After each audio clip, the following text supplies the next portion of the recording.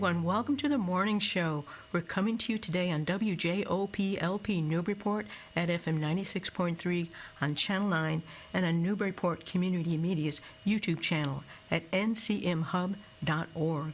I'm your host, Mary Jacobsen, and today I am honored and thrilled to be joined by Karina Corrigan.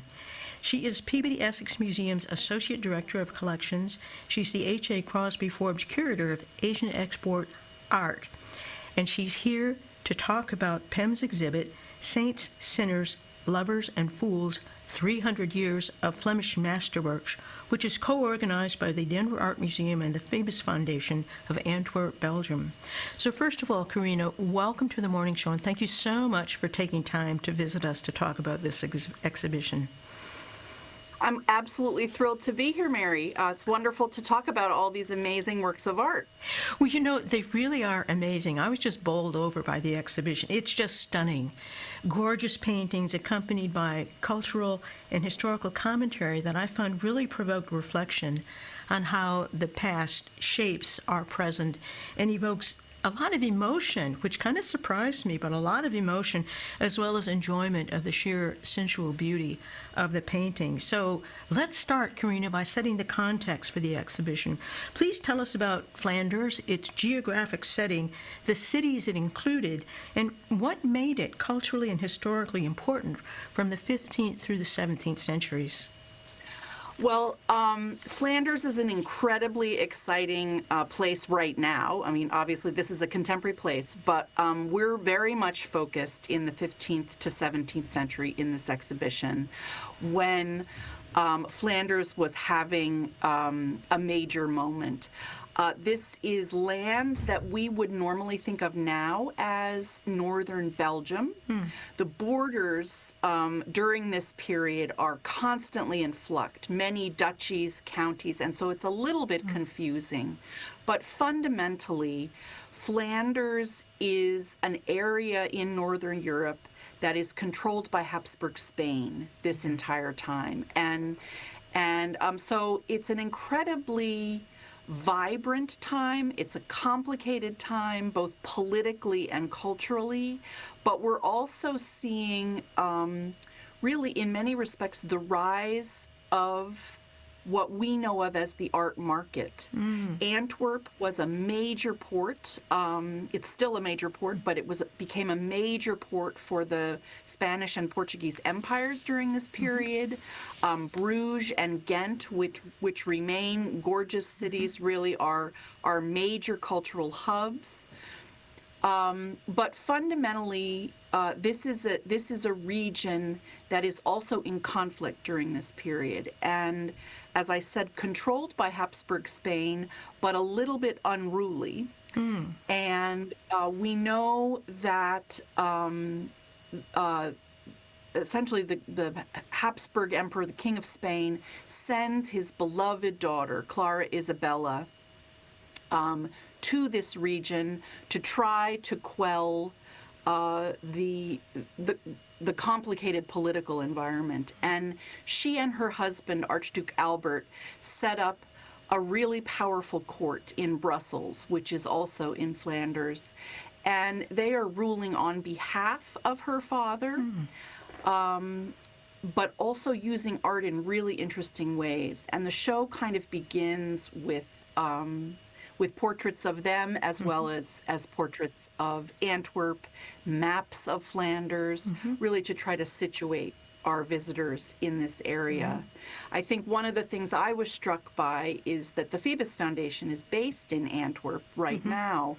And so, of course, they are completely centered in Flanders, but I wasn't 100% sure that our visitors would particularly know where Flanders was or much of this history. So we really wanted to try to set the stage for people and bring them to Flanders right here in Salem.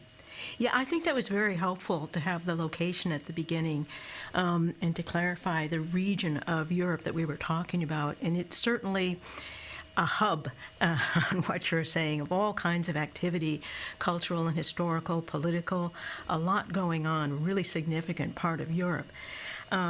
Well, and following up on what you said, a number of the painters that are featured are ones that are very well known.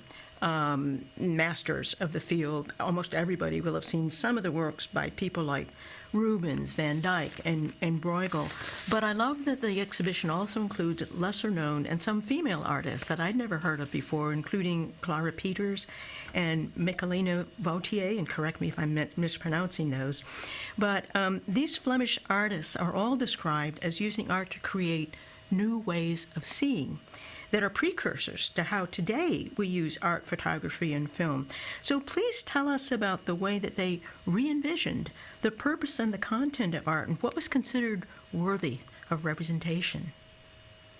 It is a really exciting time for art, not only the art market, which really is born in Flanders, but totally new genre of paintings emerged during this period. And we're really seeing in many ways, emerging from details in religious paintings. So if we think about the religious paintings that are being produced principally for the Catholic Church throughout this period, and very often there are wonderful little details in the foreground. So there's a nativity scene, but there's a little bouquet of flowers in a vase in the corner. Or there's a little scene, a landscape scene in the background. So Flemish artists are really incorporating these wonderful details into their fundamentally religious paintings initially. And then at the very last years of the 16th century, the beginning of the 17th century, we see these smaller subjects really become worthy of their own, being the subject of the painting. And so we see the rise of still life painting. We see the rise of landscape painting, where there certainly is still meaning in these, but fundamentally these are the subjects of those works. And there really are some spectacular still life painting and landscape paintings. Two wonderful tiny landscape paintings by Jan Breughel.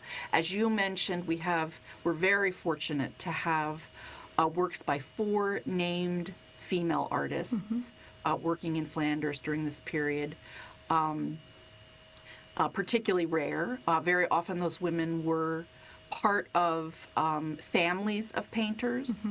But to be able to include 4 is very special, and we're particularly grateful to the Phoebus Foundation for, in fact, adding several of those works to this leg of the tour of the show.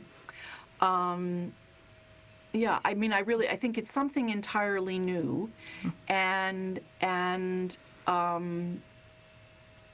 this is the other thing I wanted to say. I think so often we think about still life painting and landscape painting as a Dutch tradition, and it certainly is, and it absolutely has a tremendous flowering in what during this period we would call the Northern Netherlands, or after 1648, the Dutch Republic. But these are painting traditions that really do begin in Flanders. We see them emerging in Flanders first. And then part of this political and religious turmoil that's swirling in this area is one of the reasons that many Protestant painters flee to the north, to the Northern Netherlands. And they bring this tradition with them. And so it certainly has a life in the Northern Netherlands as well. But Flanders can certainly take credit for some of the origins of these traditions, these new traditions. Flanders deserves to take credit, for sure. And, you know, one of the things that is most memorable about the exhibition is just the sheer beauty, the stunning colors. And you mentioned still lifes, and let's illustrate this by showing one example of a still life of a pantry by Franz Schneiders. And this is a big painting and a very impactful painting, a lot of very detailed bird and animal carcasses, because it's not a pantry full of soup cans and cereal boxes. There's also a bright red lobster. Right. So we'll show that on screen as an example of just the sheer saturated colors. You know, they felt these paintings felt alive to me, Karina. I felt alternately like I was walking into the painting or like a hologram. The painting was surrounding me. And one of the things that the exhibition makes clear is that this brilliant coloration was the result of innovation by these Flemish artists, both in the paint that they used and the material that they painted on, that yielded this kind of results. Because these are old paintings, and they're just totally vibrant. It's just really, I can't emphasize too much, it's just stunning and gorgeous. So could you talk a bit about some of those innovations in technique and materials that yielded these magnificent results? Well, certainly these new perspectives are not only the subjects of the paintings, it really is how people are painting. And up until this point, many artists are working in egg tempera, which dries incredibly quickly. And so you don't have a lot of opportunity for nuance. And in this early years of the 17th century, we're seeing the rise of artists making, really inventing oil painting, embedding pigments in linseed oil. And what that's allowing these artists to do is, because that dries at a much, much slower rate than egg tempera, they're able to build up layers of paint and make changes to paint. And I think some of what we're seeing with this immediacy and this luminosity and these incredibly saturated, wonderful colors is because of that layering that they're able to achieve with linseed oil. There also are a few paintings in the show that are oil on copper. And copper was about as expensive a medium as you could possibly have painted on. I mean, it was an incredibly expensive painting before you even started painting, if you're painting on an oil on copper. And there's a Daniel Sager's beautiful floral still life, and it's on this absolutely smooth copper plate.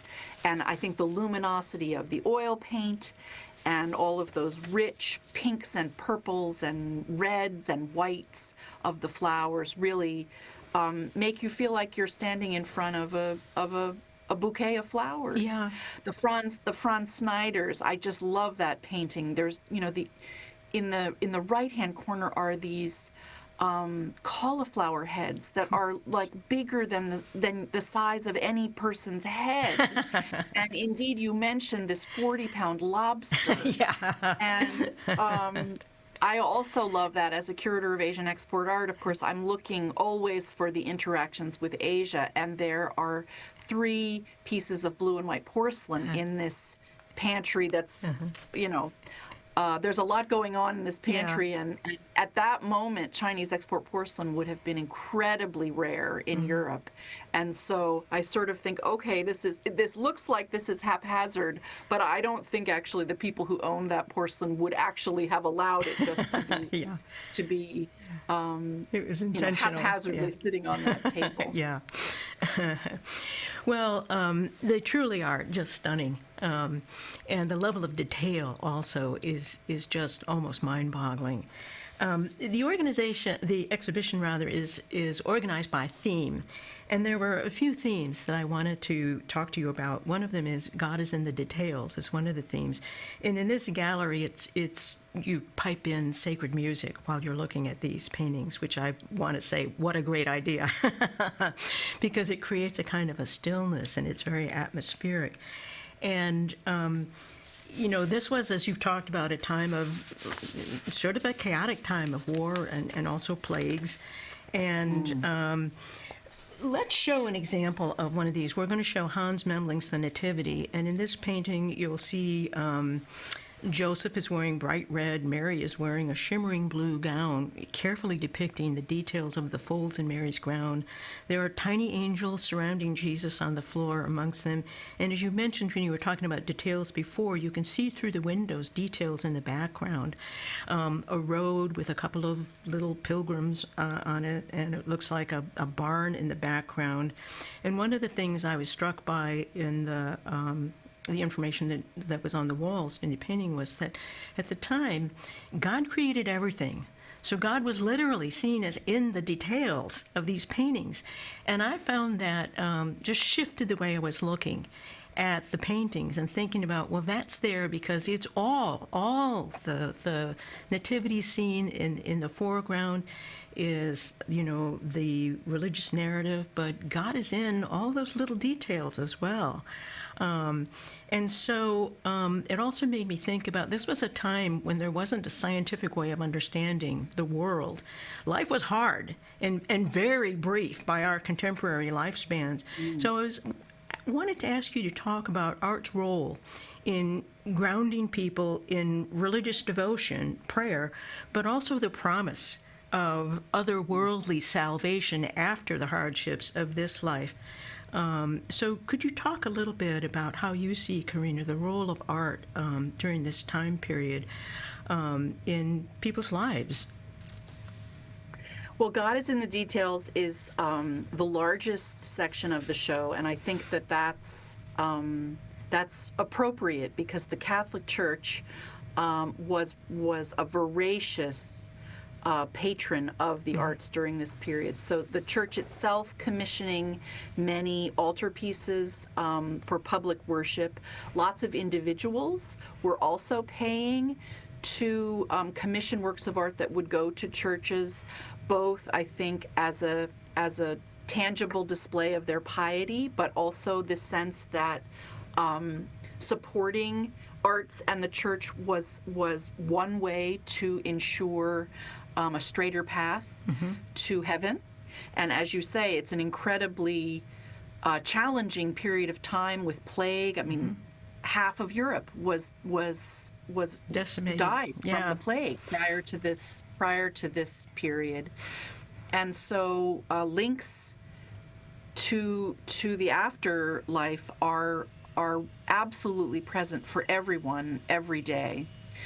So in this section, we see lots of very large-scale works, altarpieces, but also some really wonderful small works for personal devotion. I think the Memling, which is one of my favorites in the show, was probably for a church.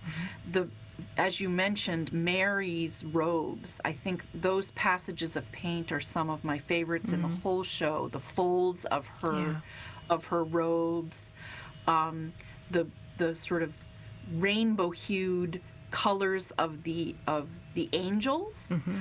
So I think, and it's this wonderful combination of the immediacy of a space that would be very familiar to people, a barn in Flanders, and then yet there's this miraculous moment from ancient times that is also there. Right next to the beautiful passages of paint of Mary's robes, I feel like baby Jesus looks a little strange. Yes, in this painting. not of proportion. So exposed, he's just lying there looking not very comfortable at all and unwrapped. There's a certain tension there. But it is, I think the presence of the Catholic Church in people's lives, and certainly there were Jews in this area, there were Protestants in this area, there were Muslims in Antwerp at this point, but there sort of was the incredible control of the Catholic Church and its relationship with the Habsburg Empire. So it's present everywhere. I think another thing to keep in mind is that this is a period before widespread literacy. And so the purpose of this art really is to help share these stories in church with a largely non-literate audience. Yeah, absolutely. Well, you made reference in something you were saying earlier about the emotional immediacy, and I wanted to go back to that because one of the paintings that I found most emotional and poignant was Gerard David's The Lamentation, and we'll put that on screen so people can see it. It's a relatively small painting in contrast to other works in the exhibition, and it shows the corpse of Jesus down from the cross, just in the head and torso. And Jesus looks like a corpse. He looks really, really gray and clearly dead. And the faces, it just shows the faces of the mourners. To me, this painting seemed to evoke the sorrow faced universally by every family over the course of time. And that seemed unusual to me, and I'm not an art historian. It's partly why I wanted to talk to you about this. But in the notes I shared with you before this, I mentioned that I had been to see, it made me think about Michelangelo's Pietà, which I had seen on a rare trip it made to the U.S. at the National Gallery years ago, which is aesthetically gorgeous, majestic even, but it didn't have any personal connection for me. It didn't evoke anywhere close to the same kind of, it touched my personal remembrances of grief, and that just was very different to me. So I was hoping you could talk about the emotional immediacy of works like this and how it was prioritized by some of these artists. And is this a really unusual way of depicting the clear corpse of Jesus after the crucifixion? Well, it is. It's a tiny painting. It's one of the smallest paintings in the show, and we spent a fair amount of time thinking about how we would share it with people. And it's actually in a little bit of an arch, kind of architectural arch in this space. So I'm glad it spoke to you, because I think that's always the struggle with something that's small. How do you share that effectively with people? I think originally this would have been a diptych, a two-paneled portable altar. And I spent a lot of time thinking about all of these, both the big public altarpieces and also these altarpieces for personal devotion, as a form of kinetic sculpture, because they're constantly, in order to interact with them, they have to move. The doors open, the doors close. And we can see hinges on the left side of David's lamentation. So we think probably there was a view of the beginning of Christ's life, another nativity on one side. And so you have, sort of the Alpha and the Omega that you literally could hold in your hands for prayer. But then I think it's also so interesting because David really has truly packed these four figures, Christ, but then Mary is there, and there too the folds on her headpiece are so beautiful. And then John the Baptist is next to Christ, and then Mary Magdalene sort of looking up to the heavens of why has Christ had to die. So it's an incredibly powerful composition. I mean, I think he's called the Master of Breughel. He was a particularly celebrated painting, certainly now, but also during the period. But I think it does speak to sort of both the universality of art and the universality of grief. I mean, I think these are experiences that all humans, if you're lucky enough to love, you lose. And so I think certainly really would presumably have been a very powerful talisman for prayer during the period. And it's wonderful that centuries later, these are still evoking those kinds of feelings. Yeah, it's the power of the universality of the experience of grief and loss and the mystery of death. So anyway, well, thank you for that, Karina. I was really, as you can tell, just provoked by it to a level of emotion that kind of surprised me. Another theme in the exhibition is portraiture, because there were changes in who got their portrait made during this time period. And previously, traditionally, portraiture was the province of nobility. And we have a couple of examples that we'll show on screen as we talk about this. VanDyck's portrait of the Archduchess Isabella Clare Eugenia in the habit of the Poor Clares, because she was a noblewoman who became a nun. And after that, an unknown artist in the southern Netherlands, the portrait of a young lady. And perhaps before we talk about and contrast that with a different kind of portrait, could you talk a little bit about the style and purpose and the impressions given by this type of portrait of the nobility? Well, as you said, this portraiture is not a new phenomenon. It really is who's having their portraits taken, Yeah. and people like Clara Isabella are the kind of people who were always having their portraits taken. And as I mentioned, she and her husband, set up this very powerful court in Brussels. Rubens became a court painter. VanDyck painted this portrait of her, and it's an incredibly magisterial painting. A little bit confusing to people because why is the ruler a nun?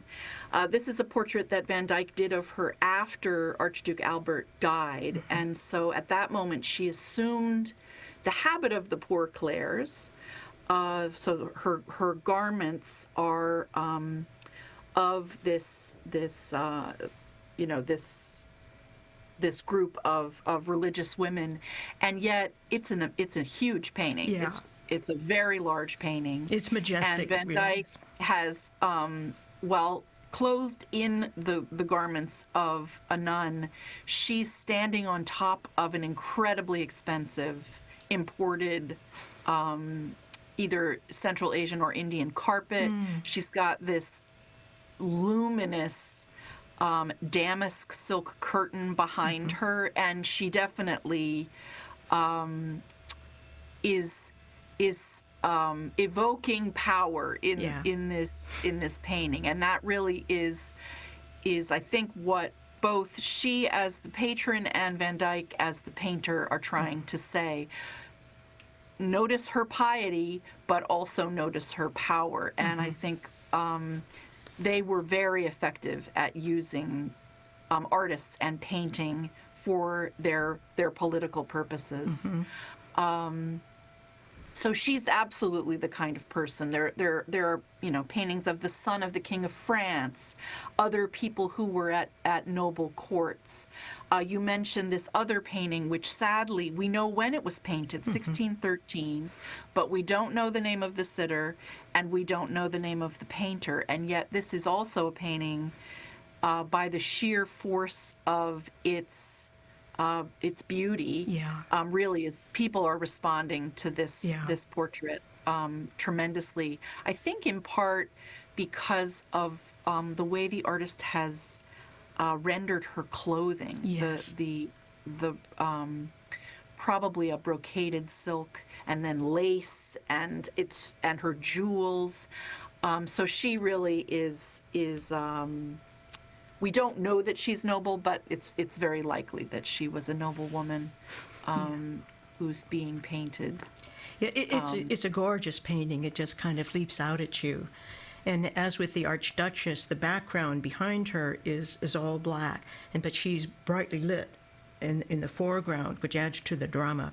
And I have to say, when you were talking about the Archduchess portrait, it is very majestic, and it may be my Catholic upbringing, but the power, that look she had, reminded me of the nuns from, catechism class. And also, I don't know if you saw a conclave, but Isabella Rossellini has the same look. Exactly.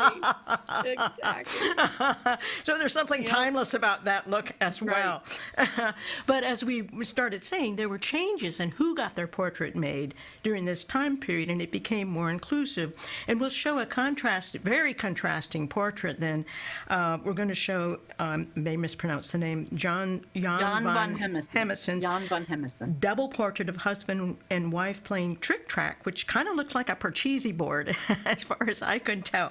Could you talk about the extreme contrast in this painting and what it demonstrated about the expansion of portraiture?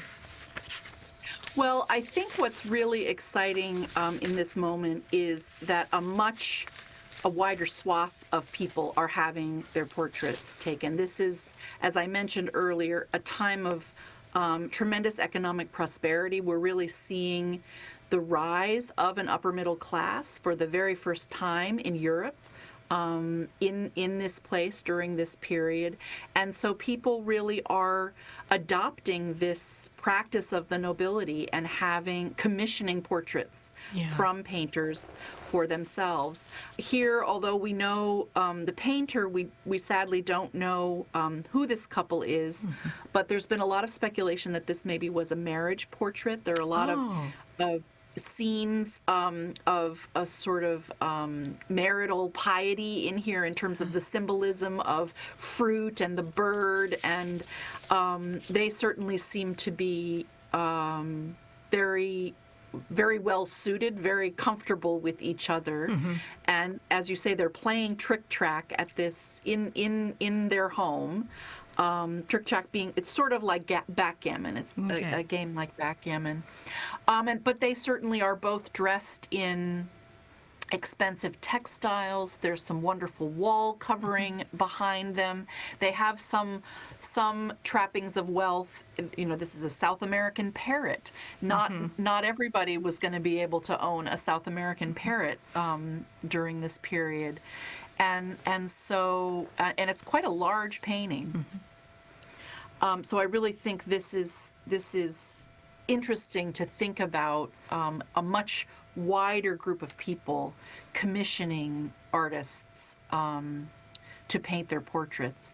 We begin this section actually with a self-portrait, Jan Kossier's portrait of himself painting, and there's an immediacy to this work that is really really compelling. And he's painted himself with a palette in hand, so he has a palette in, I guess, his left hand, and then he's turning over his left shoulder to look at us as if he's been interrupted. But what I do love is that Kossiers has painted himself in incredibly expensive clothing. So he's got on probably velvet, and then these yellow silk sleeves are peeking out from underneath his sort of velvet jacket that I think it's very unlikely he would have actually been painting in. But here he's kind of advertising his skills. Look how I can paint all of these amazing expensive textiles, and I've done this for myself. I can do that for you too. Yeah, it's interesting. I had the thought looking at it, is this the precursor of the selfie? Yes.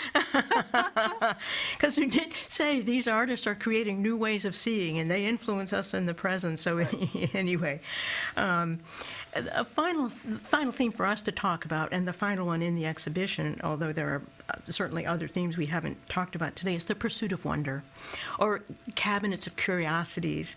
And we're going to show a photograph. It's called The Selection of Natural and Man-Made Wonders, which people can see includes some stuffed birds, some Asian artifacts.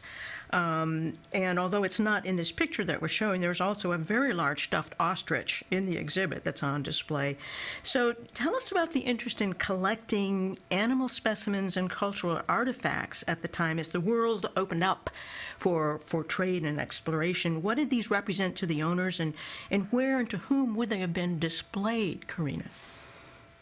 Well, as you said, this is the last section of the show, and it's part of a larger section called Pursuit of Wonder that's really looking both at Flanders' increasing awareness of a wider world. This is a period that really is marked by the first great waves of global exploration in Europe, of colonization. Really all over the world, in the Americas, in Asia, and we're also seeing the rise of cartography. Antwerp is a major center for publishing during this period, and so information about the world is coming back to Antwerp and then being published in books that then are distributed throughout Europe. So this is a tremendous desire to expand information, to codify information about the wider world, and then also kind of to bring the wider world in miniature, in a microcosm of the world in your own home. And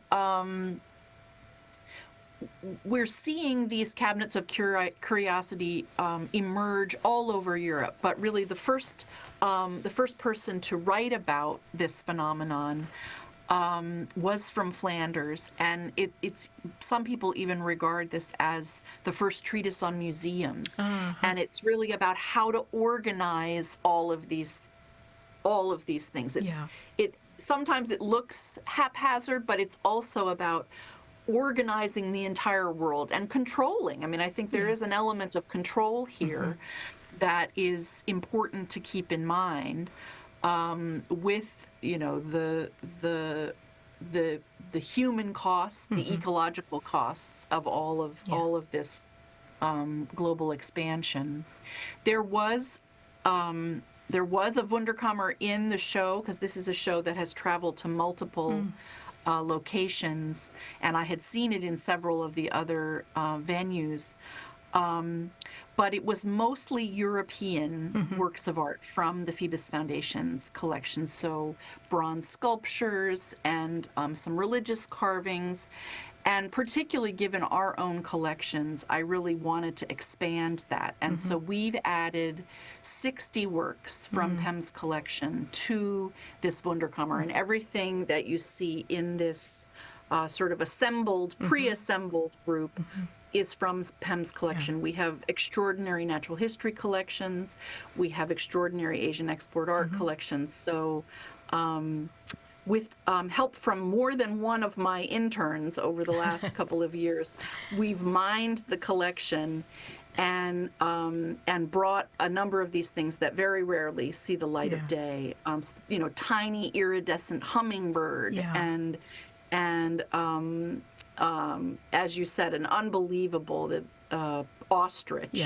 This enormous ostrich. I think he's 8 feet high, and we intentionally left a little peephole in an earlier section, a section called Fool in the Mirror, and that's really looking at human folly. And I love the fact that you get a little bit of a peek at this 8-foot-high ostrich from Botswana, even before you get to the Wunderkammer. Well, in this section, there was one final painting that I wanted to show, and one final question before we finish for the day, because it just was so intriguing to me. And I don't often, Karina, get the chance to talk to the curator. So I'm going to take advantage of having the chance to ask you about it. There's a painting, and we have it, we'll show it. It's called Portrait of an Elegant Couple in an Art Cabinet by Peter Neefs and Gillis van Tilborg, and it shows presumably a wealthy couple. They're certainly elegant, but they're at the bottom of the painting, and they're dwarfed in size by an enormous gallery of paintings that fill every wall to the side and behind them, of vibrant colors and dramatic subjects. And I wasn't quite sure what to make of it, so I'm hoping you can help me out. In some ways, it reads as though the couple is displaying the paintings to show off their status and their wealth. But in other ways, they look small and insignificant in contrast to the just ravishing color and drama of the paintings that surround them. And of course, anyone looking at this painting of paintings is aware that we, the onlookers, are standing in a contemporary cabinet of curiosities, as you were suggesting, otherwise known today as a museum. Right. And so this painting is mounted within the last stop of the exhibition. And I assume that's by design. And so how would people of the times have seen this, and how do we read it as contemporary onlookers? Well, it's a wonderful and fascinating painting, and it is both the end of the show but also the beginning of the show. So a reproduction of this painting, blown up to much larger scale, is the first thing that greets you when you enter the show. And I think most of the other venues of this show have begun with a painting. Many of them have begun with that wonderful large Franz Snyder's painting. But I was struck that there's such a diversity of kinds of art in this show that I didn't want to have only a still life represent the beginning of this project. And so we've blown this painting up because, as you say, there are landscape paintings, there are views inside churches, there are seascapes, there are portraits, there are mythological subjects. And also this wonderful, very grand Flemish interior. Even the woodwork of the room is incredibly dramatic. There's also this really wonderful interaction of a monkey and a dog in the left-hand corner that is really fun. And then another guy who's I think he's wearing a Japanserok, one of these kind of Japanese-inspired men's leisure wear of the 17th century, and he's showing off another painting.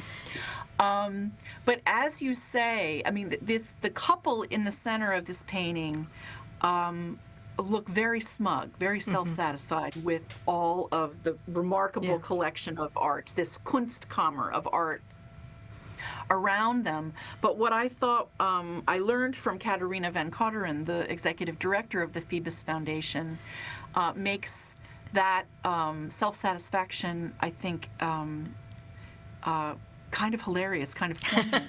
Because as you said, there are two painters for this. So Peter Neef is the artist who, in 1652, paints this whole composition. What Gilles van Tilburg contributes 25 years later is that couple. So apparently there was a totally other couple in this room. And we don't, of course, know the story. It's possible, this couple just bought this painting. It's possible this couple bought the entire roomful, Kunstkammer of the first owner or owners.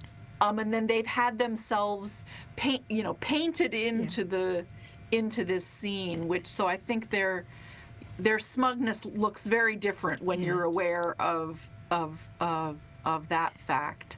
But we really were all struck by